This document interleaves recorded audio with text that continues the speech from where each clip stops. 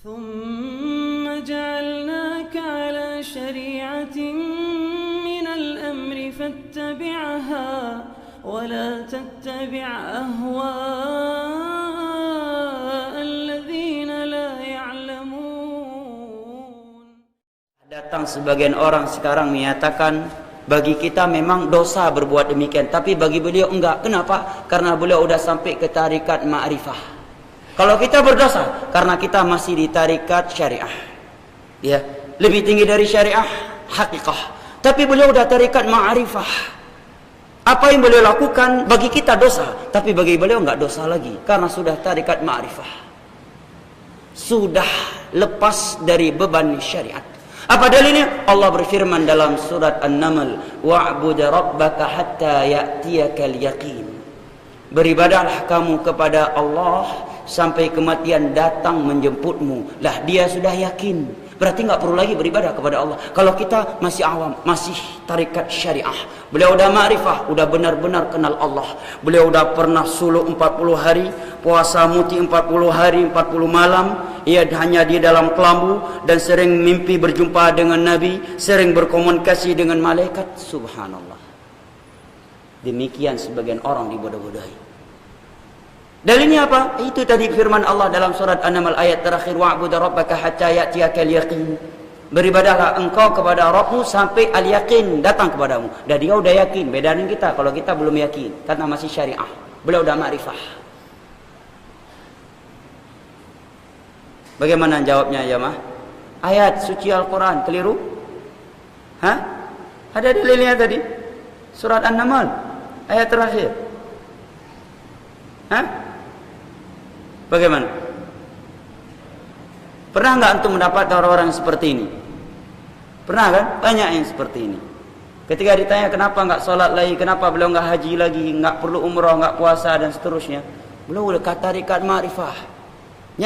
Kalaupun dia berbicara dengan caci makian, bahasa-bahasa kotor, bagi kita itu bahasa kotor, tapi bagi beliau nggak lagi karena udah dengan bahasa ma'rifah. Bicaranya bukan lagi dengan bahasa syariah. Kalau kita masih dengan bahasa syariah, bingung nggak? Ya bingung lah. Ya, bingung kita yang mendengarkan. Padahal kalau dia buka tafsir apa maksud al-yaqin pada ayat di atas tadi, jelaslah bahwa ini maksud al-yaqin di situ adalah kematian. Artinya tetaplah engkau beribadah kepada Allah, menjalankan perintah-perintahnya dan meninggalkan larangan-larangannya sampai kematian datang menjemputmu, baru tidak beribadah lagi. Demikian yang ditafsirkan oleh para sahabat Nabi SAW. Dan ini salah satu bukti apa yang disebutkan oleh para ulama, bahwa di antara sumber kesesatan adalah tatkala seseorang menafsirkan Al-Quran, menafsirkan hadis-hadis Nabi bukan dengan pemahaman para sahabat Nabi, para tabi'in dan tabi'ut tabi'in. Dia pahami dengan akalnya, akhirnya dia mentakwil. Malah istiwa ada dua pendapat, ada yang berpendapat tafwid, ada berpendapat takwil, ya, dan seterusnya. Ya. Na'udzubillah. Jelas ya? Ya. Dan kalaupun secara kita bantah secara logika juga bisa. Baiklah kalau di situ maksudnya al-yaqin. Mana lebih yakin, lebih kuat keyakinan ma'rifah kita dengan ma'rifah Nabi? Mana lebih kuat ma'rifah ulama aulia sekarang dengan ma'rifah Abu Bakar, Umar, Utsman, Ali dan sahabat-sahabat yang lainnya? Mana lebih kuat ma'rifah aulia fulan, wali fulan dengan ma'rifah 4 imam mazhab? Toh mereka semua masih menjalankan perintah-perintah Allah dan meninggalkan larangan-larangan Allah. Tapi sebagian orang percaya aja, dibilang ini cucunya Rasulullah, sambil merayakan dan mengenang hari kelahirannya Rasulullah, dia duduk sambil merokok, tidak berpakaian kecuali celana di atas pahanya.